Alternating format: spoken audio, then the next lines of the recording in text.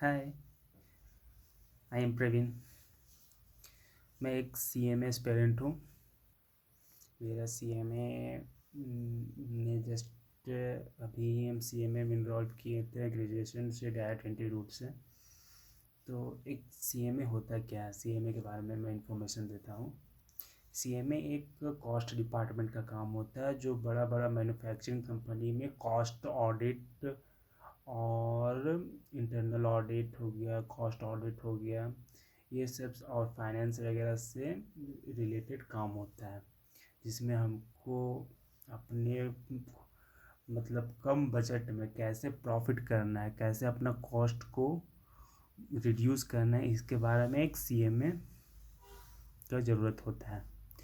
एक CM जब तक एक CMA कॉस्ट ऑडिट करेगा नहीं तब तक मैन्युफैक्चरिंग कंपनी में कोई वर्क पॉसिबल ही नहीं है, ठीक ना। CMA करने से हम लोग का बहुत बहुत ये होता है, ये फाइनेंस का सबसे बड़ा डिग्री है। पहला बात, इसका 3 लेवल होता है, फाउंडेशन, इंटरमीडिएट और फाइनल, ठीक है। अगर कोई बच्चा 11-12 कर कर CMA करना चाहता है तो उसको फाउंडेशन रूट से जाना है। और अगर कोई बच्चा ग्रेजुएशन कर लिया उसके बाद CMA में करना चाहेगा तो उसके पास भी ऑप्शन रहता है, वो चाहेगा तो फाउंडेशन भी करके जा सकते हैं या फिर ग्रेजुएशन से डायरेक्ट रूट से इंटरमीडिएट में एडमिशन ले सकता है। दोनों का यही फ़ायदा रहता है क्योंकि 12th के बाद आप डायरेक्ट फाउंडेशन के रूट से जाते हैं, ग्रेजुएशन के बाद आपको पहला स्टेप छोड़ के सेकेंड स्टेप, उसके बाद फिर फाइनल करना रहता है, ठीक ना। इसका रहता है कि जैसे फाउंडेशन का बात करते हैं, फाउंडेशन का पेपर होता है 400 मार्क्स का, ठीक ना। उसमें आपको 40 नंबर पासिंग का चाहिए लेकिन एग्रीगेट 50 चाहिए।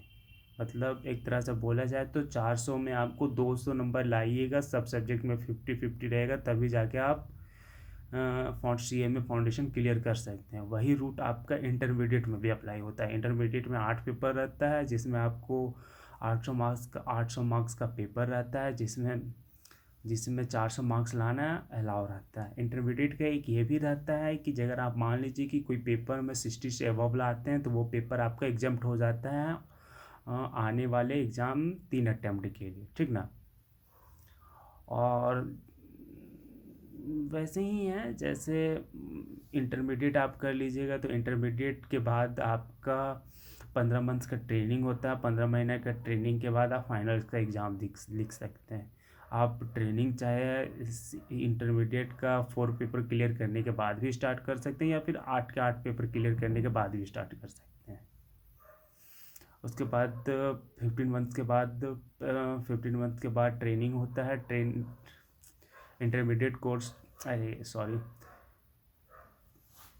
इंटर क्लियर करने के बाद 15 महीने का ट्रेनिंग होता है। ट्रेनिंग के बाद फाइनल के बाद अगर आप फाइनल क्लियर कर लेते हैं तो फाइनल क्लियर करने के बाद आप इन CMA का ये मेंबरशिप के लिए आप अप्लाई कर सकते हैं। यही है CMA का जर्नी का, ठीक है। Thank you. मेरा पहला ब्लॉग था, आप लोग लाइक शेयर सब्सक्राइब कर लीजिएगा। बाय।